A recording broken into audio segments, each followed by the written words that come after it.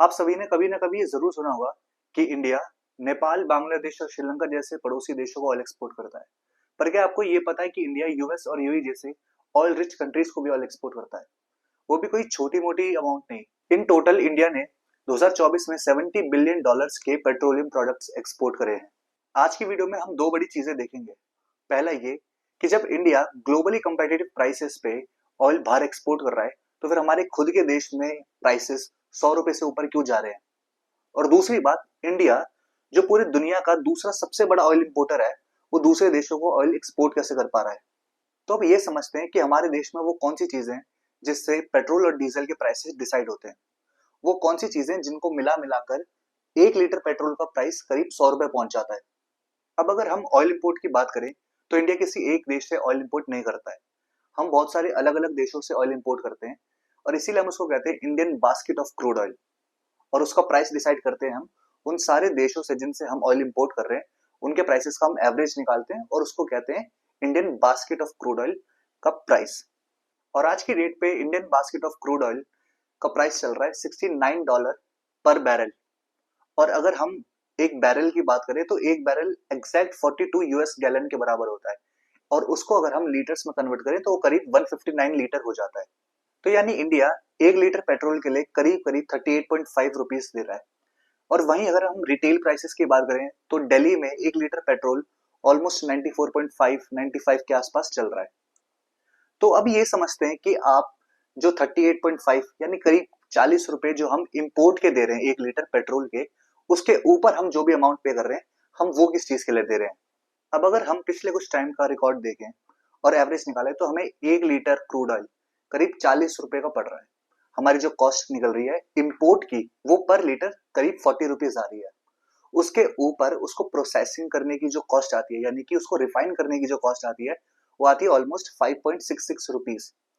और इसके ऊपर ओएमसीज यानी कि ऑयल मार्केटिंग कंपनीज, ये उन कंपनीज को कहते हैं जो पेट्रोलियम प्रोडक्ट्स को, क्रूड ऑयल को बाहर देश से इंपोर्ट भी कर रहे हैं, उसको फिर ये रिफाइन भी करते हैं और आगे सेल भी करते हैं, जैसे ओएनजीसी हो गया, भारत पेट्रोलियम हो गया। ये उसके ऊपर 10 रुपए का बफर अलग से रखते हैं। और ये बफर कोई अपने सिर्फ प्रॉफिट के लिए नहीं रख रहे हैं, ये बफर इसलिए रखा जा रहा है क्योंकि रातों रात हम जानते हैं कि क्रूड ऑयल के प्राइसेस चेंज हो जाते हैं, और उतनी जल्दी हमारी डोमेस्टिक मार्केट में सरकार उसकी प्राइस चेंज नहीं करेगी। तो इसीलिए वो जो फ्लक्चुएशन है क्रूड ऑयल के कॉस्ट का, एक तो उसके लिए बफर रखा जाता है। दूसरी बात, जो इन्फ्लेशन होती है रुपीस में, यानी जब एक्सचेंज रेट हम देखते हैं ऊपर नीचे जाता है, तो उसके वजह से भी हमें जो क्रूड ऑयल का इंपोर्ट होता है वो महंगा पड़ता है। यानी कि जितना रुपी वीक होगा, उतना ज्यादा महंगा पड़ेगा हमें क्रूड ऑयल खरीदना। तो यानी कि अगर हम 1 लीटर क्रूड ऑयल को देखें, तो उसके इंपोर्ट की कॉस्ट हो गई 40 रुपीज, उसके प्रोसेसिंग की कॉस्ट हो गई 5.66, और इन्फ्लेशन एडजस्टमेंट के लिए उसमें 10 रुपए का बफर अलग से लगा दिया। इन सबको अगर हम मिला दें, तो प्राइस हो जाता है 55.66 रुपीज। और इसे हम कहते हैं डीलर प्राइस, क्योंकि ये वो प्राइस है जिसपे डीलर को पेट्रोल मिलता है 1 लीटर। डीलर यानी कि जो हमारे लोकल गैस स्टेशन होते हैं, जो हमारे पास में जो लोकल पेट्रोल पंप्स होते हैं, ये 55.66 रुपीज वो प्राइस है जिसपे लोकल गैस स्टेशन को पेट्रोल मिल रहा है। अब जो डीलर प्राइस है यानी 55.66 रुपीज, इसके ऊपर लगता है डीलर कमीशन, यानी उसको हर लीटर बेचने पे जो कमीशन मिलता है, वो होता है करीब 3.77 रुपीज। और इसको जब हम जोड़ देते हैं, उसके ऊपर लगते हैं सेंट्रल गवर्नमेंट के टैक्सेस, और वो हमें पड़ते हैं करीब करीब 19.9 रुपीज के। और फिर अगर हम इसको जोड़ देते हैं, उसके ऊपर लगते हैं स्टेट टैक्सेस, और स्टेट टैक्स को हम यहाँ पर कहते हैं स्टेट वैट। और अगर हम दिल्ली का एग्जांपल लें, तो दिल्ली में स्टेट वैट है 15.39 रुपीज। और अगर हम इन सारे फैक्टर्स को ऐड कर लें, तो फाइनली दिल्ली में 1 लीटर पेट्रोल का प्राइस हो जाता है ऑलमोस्ट 95 रुपीज।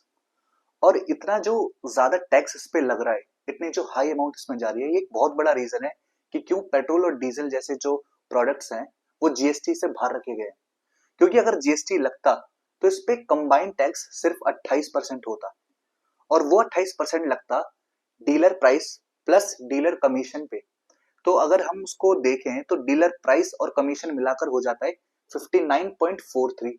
उस पे लगता 28% जीएसटी, यानी हो जाता 16.64।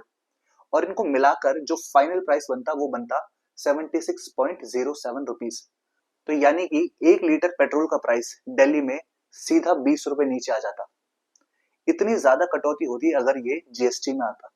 लेकिन पेट्रोल और डीजल को जीएसटी से बाहर रखने का सिर्फ रीजन फाइनेंशियल लॉस का नहीं है, उससे बड़ा रीजन है स्टेट गवर्नमेंट्स का पेट्रोल और डीजल के प्राइसेस पर कंट्रोल खत्म हो जाना। क्योंकि हम सब जानते हैं पेट्रोल और डीजल हर देश में हर लोगों के लिए बहुत ही सेंसिटिव टॉपिक होता है, क्योंकि इसके प्राइसेस लोगों को डायरेक्टली हिट करते हैं। तो हर स्टेट गवर्नमेंट चाहेगी किसी ना किसी तरीके से इसके प्राइसेस पर उसका कंट्रोल मेंटेन रहे। फॉर एग्जाम्पल, आज के डेट पे हमारे देश में कोई स्टेट में एक चुनाव होता है और उस स्टेट की गवर्नमेंट चाहती है कि वो इलेक्शन से पहले 2 रुपए या 3 रुपए पेट्रोल के प्राइसेस या डीजल के प्राइसेस कम कर दे, तो आज ऐसा कर सकती है। लेकिन अगर वो जीएसटी के अंडर आ गए तो ऐसे जो एकदम से चेंज होते हैं प्राइसेस, वो ऐसा चाहकर भी नहीं कर सकेगी। और ये जो फ्लेक्सिबिलिटी मिलती है इसके वजह से स्टेट गवर्नमेंट्स को वो खत्म हो जाएगी। और एक बहुत बड़ा रीजन है कि कोई भी स्टेट गवर्नमेंट ये चाहेगी कि जीएसटी के अंडर पेट्रोल और डीजल के प्राइसेस ना आए। और यही एक रीजन है कि क्यों हमें हर स्टेट में पेट्रोल और डीजल के अलग अलग प्राइसेस देखने को मिलते हैं। फॉर एग्जाम्पल, दिल्ली में 1 लीटर पेट्रोल करीब 95 का चल रहा है। वही अगर हम राजस्थान में देखें तो पर लीटर आपको 108 रुपए का पेट्रोल पड़ता है वहां पर, क्योंकि दिल्ली की जो सरकार है उसने स्टेट वैट लगाया ऑलमोस्ट 19.4%। और वही अगर आप राजस्थान में देखें तो स्टेट वैट 29% है, और उसके ऊपर रोड डेवलपमेंट सेस भी लगता है 1.5 रुपीज का पर लीटर। इसी तरह से जो स्टेट गवर्नमेंट्स होती है वो अपने फाइनेंशियल सिचुएशन, वो अपने पॉलिटिकल सिचुएशन देख के आज की डेट पे पेट्रोल और डीजल के प्राइसेस एडजस्ट करती है।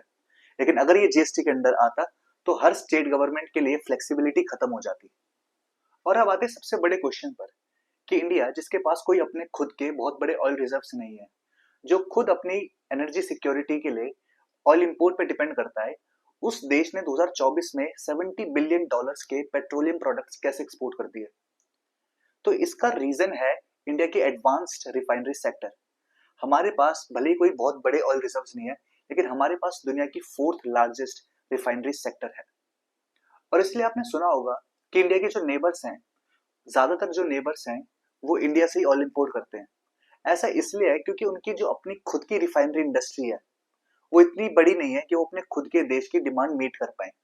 और दूसरी बात, जो वहां पर रिफाइनिंग कैपेसिटी है भी, वो ना तो इतनी ज्यादा एडवांस्ड है और ना ही इतनी बड़ी है कि उसको इकोनॉमीज ऑफ स्केल का बेनिफिट मिले, और ना ही उसके साथ साथ उन पे इतनी कैपिटल है कि वो एक बारी में एक बहुत बड़ा रिफाइनिंग इंफ्रास्ट्रक्चर खड़ा कर पाए, क्योंकि उसके लिए जो अपफ्रंट कॉस्ट आती है वो भी बहुत बड़ी आती है।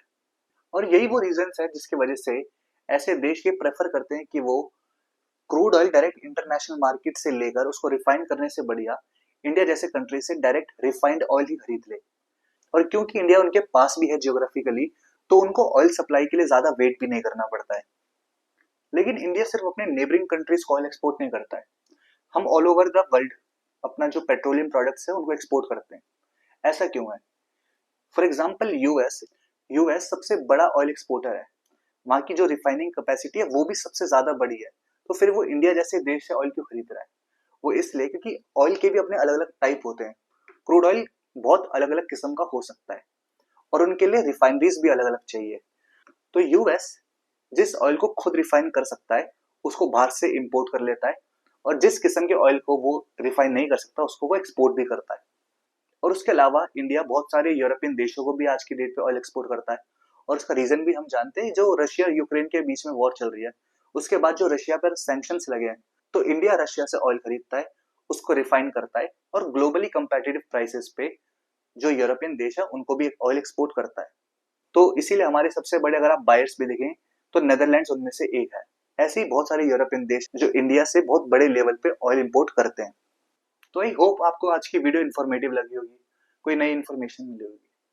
आज के लिए इतना ही। Thank you.